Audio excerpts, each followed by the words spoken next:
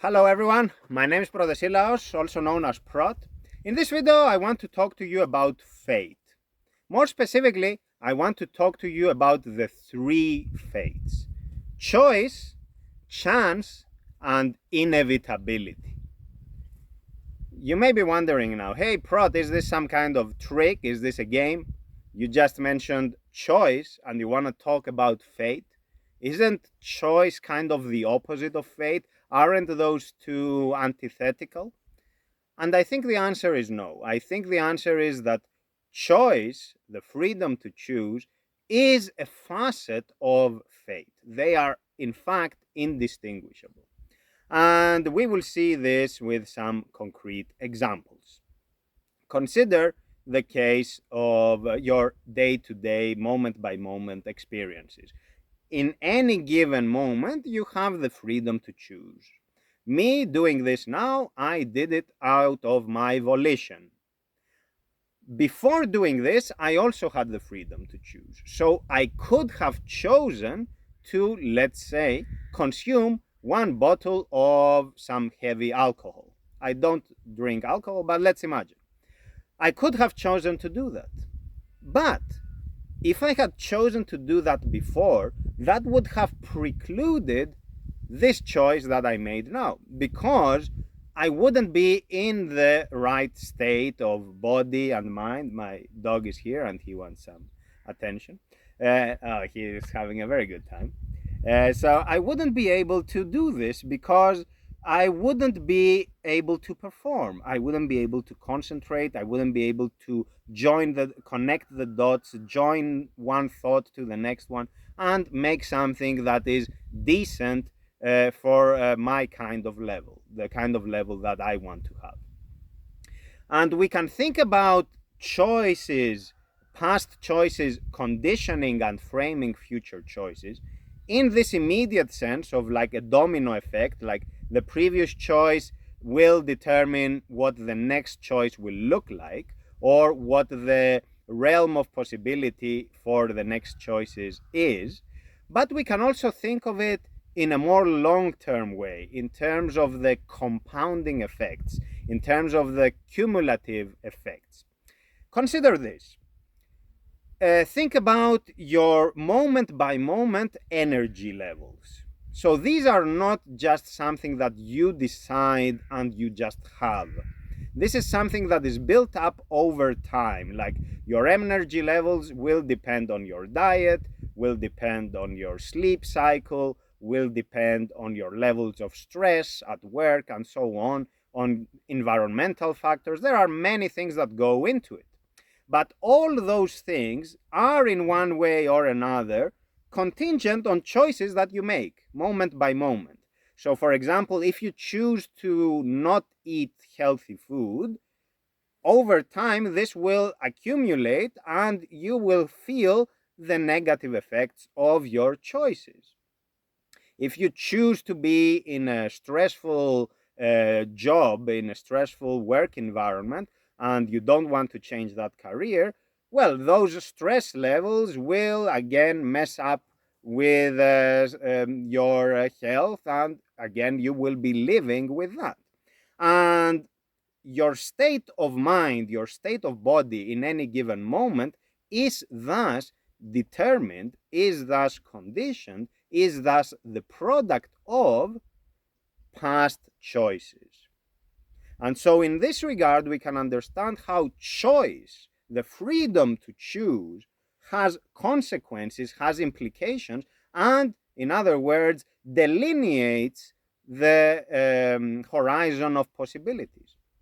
So, in any given moment, when we say I have the freedom to choose, we don't mean to say that my freedom is limitless. Even if it depends only on me, I myself, with my actions, with the concatenation of those actions, am limiting my future self. I am directing my future self. I am making some things possible and some other things impossible. And of course, we can think of this very simply, like you are facing a fork on the road. If you turn right, of course, this will determine what you'll see in that direction. Let's say that leads to the seaside. And if you turn left, well, that leads to the mountainside. As simple as that. And of course, when you are down the path towards the mountains, you won't be seeing the sea. When you are heading towards the sea, you won't be seeing the mountains, and so on. This is the idea. The point, though, is that we can now understand how choice, how freedom relates to fate. How, in other words, something is meant to happen, not in some sense that it was predetermined, it was written in the heavens or whatever, but because it follows from what we decided to do. This is the idea. So that is choice. Then we have two other facets of freedom, of fate, sorry. We have chance and inevitability. And those concepts, I think, are more closely associated with our general understanding of fate. Chance. What is chance? We can think of chance in the sense of the configuration of talents and behaviors, and character traits, and the specific attributes that we have, which we are endowed with. And depending on your physical qualities and your mental qualities, there are certain things in life that are more likely to happen and certain other things that are less likely to happen. Just on this chance incident of how you were born with, where you were born with, and that sort of thing. What kind of environment you will be raised in, what kind of interactions you will have with people, with which people are you going to interact. All these chance incidents will contribute again to states of affairs that in one way or another determine what you do moment by moment, and in the longer term condition how your life will look like, and again what you can and cannot do. So here too we will see the case of fate coming up. And inevitability is something that we can understand with, for example, matters such as death, like we are all mortals and we eventually die. So that is one clear-cut case of inevitability. But it's not the only one. There are many instances of the inevitable. Like if you are doing what I was telling you earlier, where you are choosing to not take care of your diet, for example. Well, down the road, it is inevitable that there will be some chronic disease, for example. That will definitely happen. So it's not some mumbo jumbo to say, oh, it's your fate. It's not something abstract. It's something that is identifiable, discernible. It is there.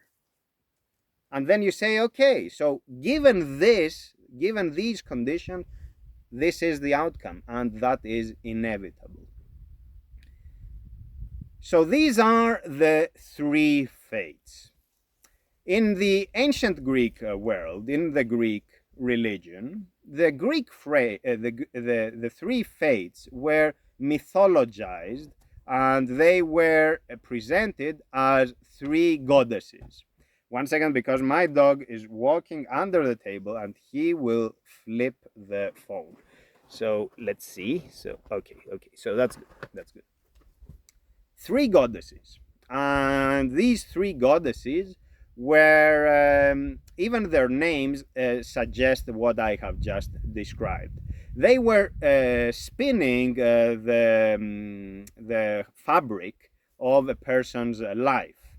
And so we have one of them is called klotho, which literally means the weaver, the spinner of the fabric.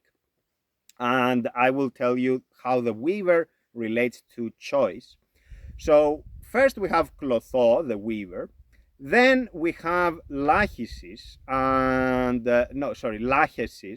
And lachesis relates to the lot. It literally means the lot, like what you are allotted with, what is your lot in life, what is happening by chance. And we can think of words such as lottery, right? So that relates to lot.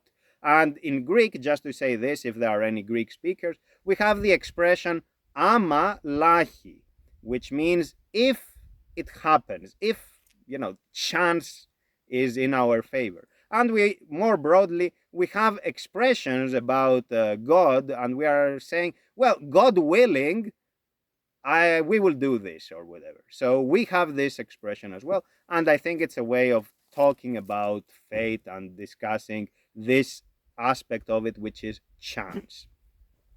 So there is the weaver, there is the allotter, we may say, and then finally there is atropos. And atropos literally means non-way. So the absence of a way.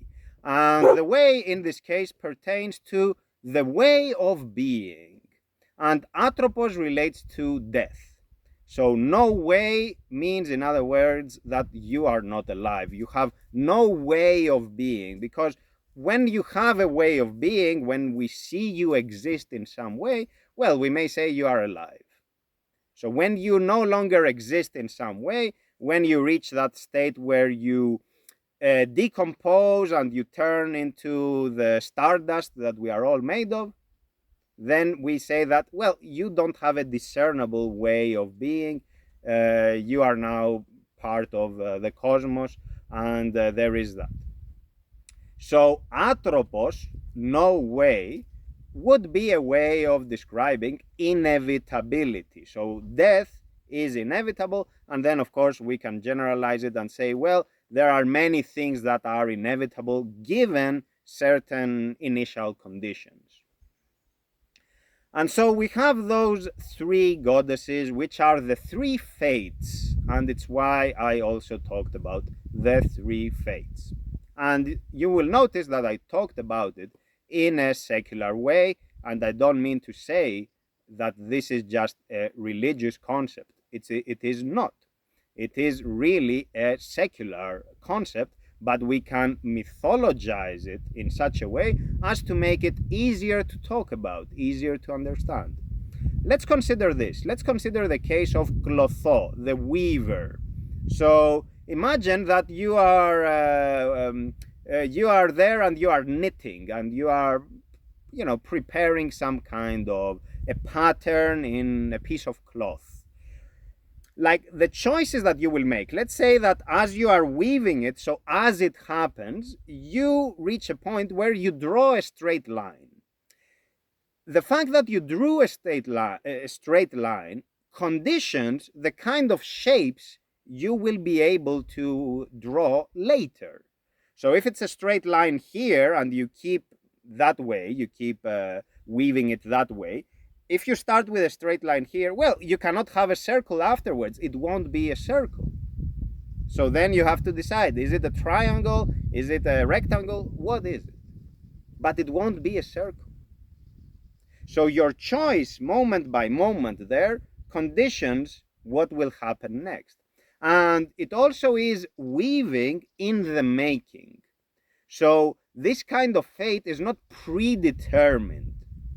It's in the making of our choices and of our experiences that things happen, and they start forming patterns, and patterns give rise to structures, and structures will be what determine the possible outcomes. For the other ones, for the lot, which is chance, and the inevitability, I think what I said is already clear, and there isn't really much more to say about it. This is how we traditionally understand fate, as something outside our control. Now, it is important to understand those three as one. So they are three facets of the same reality. We talk about them as if they are three separate entities analytically. for us to make sense of things. But we don't mean to say that in actuality they are distinct. So when you are exercising your freedom, when you have a choice to make, you don't do that in a vacuum.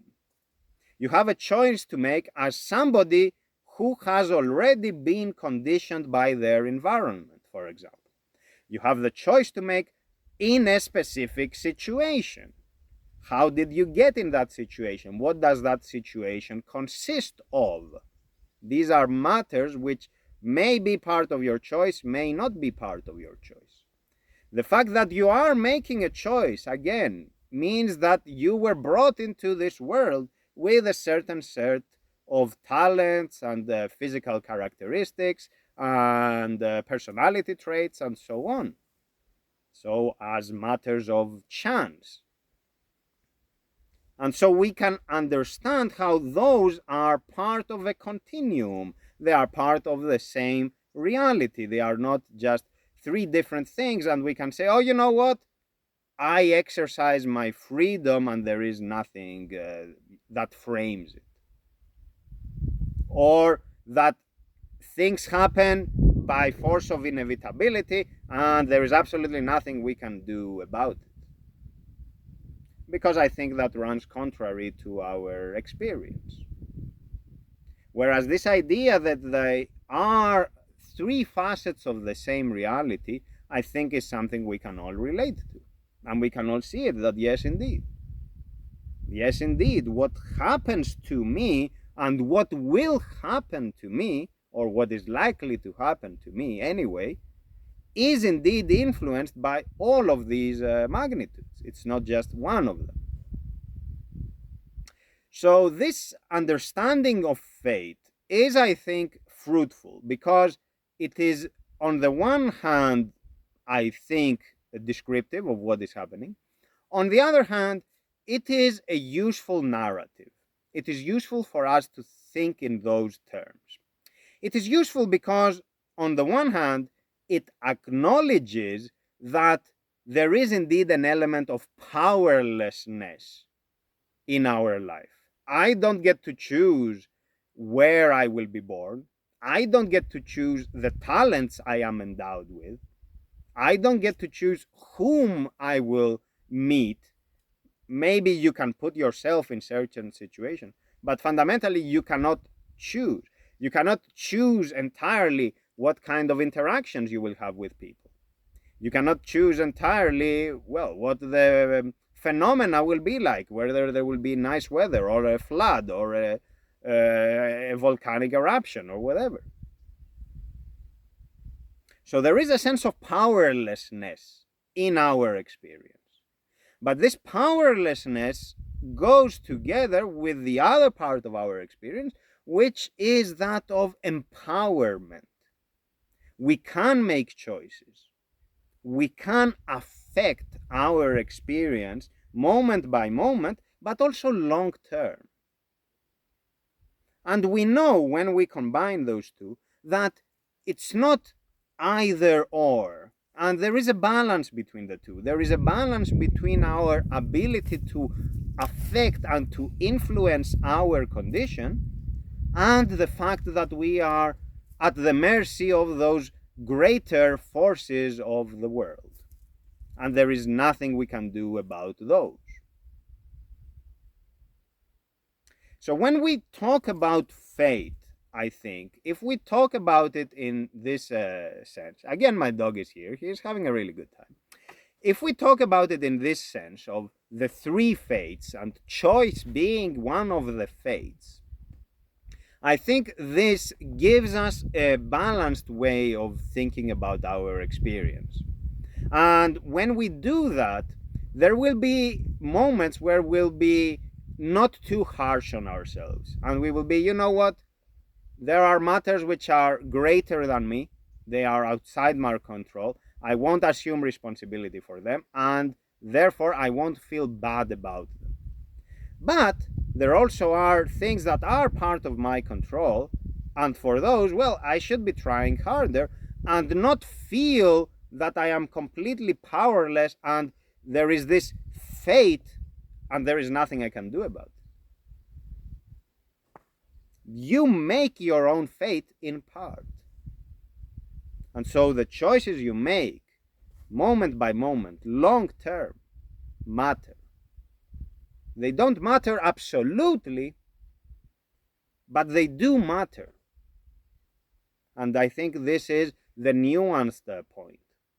And this is the view which is, I think, not the view of free will in its common formulation that we find nowadays, which is like, oh, you want something, you can just do whatever you want. And I think this is too simplistic, and I think it hasn't, it is not helpful. It doesn't have anything to do with our experience. So that kind of free will, I don't think is helpful. And the other kind of view where everything is written ahead of time, everything is predetermined, everything has been foreshadowed, that I don't agree with either. On the topic of foreshadowing, I remember when I was a kid, I grew up in a village, and there were these old ladies there who were superstitious. And they were like, they believed in this idea of reading your destiny, reading your fate. And they were like, well, we can predict how your life will unfold. And they would do this thing with the coffee, the Turkish style coffee. Of course, in Greece we don't say Turkish coffee; it's Greek coffee. And if you come to Cyprus, they say it's Cypriot coffee. So, of course, we never talk about any kind of food or drink as if it belongs to some other culture. It's always invented by us. Every country is like that. So this Turkish coffee, there is the part of the coffee that stays at the bottom of the cup. And what they would do is they would flip the cup upside down, and then eventually the coffee would come to form patterns on the walls of the cup.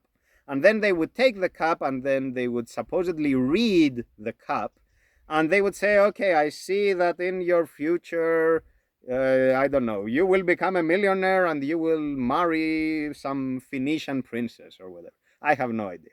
And they would be predicting your destiny, your future, like that. Or they would use cards and they would be like, I see the future in the cards. Or they would read your hand and they would say, oh, I see you have these kind of patterns on your hand, and these specific lines mean that, I don't know, this is what will happen to you. And I think this kind of understanding of our life isn't helpful. I think the notion that everything is written, even if we accept that you can read this and make something out of the world, right? But generally, the general idea, the salient point, which is that there are stuff that are written. I think the idea that things are written isn't helpful, isn't a good way for us to lead our lives. And it contradicts our everyday experience. And if we believe in those, then we let go of any responsibility we have for our own condition. And I think that is a mistake. We have to assume responsibility, and we have to understand, more importantly, that freedom, every single choice that we make, has consequences. And so freedom, if you want to be free, you have to be responsible. If you want to be free, you have to have the maturity to assume responsibility. You have to be able to recognize what will be the outcome of your choices and to say, okay, I am owning it. I will rise to the occasion and I will deal with it because I made the choice. If you don't have that kind of maturity, if you are not prepared to deal with the consequences of your actions, you are not really prepared to be free. Again, free not in an absolute sense, not in a decontextualized sense, Not in this disjointed sense where there is no past and there is nothing that determines you, but freedom in this sense that I have been discussing as an aspect of fate, one of the three. So you have to have that kind of maturity, and you grow into it. You grow into the role of being a free agent. And then you are like, okay, I will live with the consequences of my actions. And because I recognize that my actions have consequences, I will be very careful with the kind of choices I make. I won't be frivolous. I won't be reckless. Because I know that I will be dealing with it.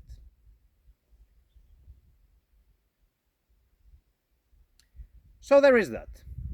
There is that, understanding choice as one of the facets of fate, together with the other two facets.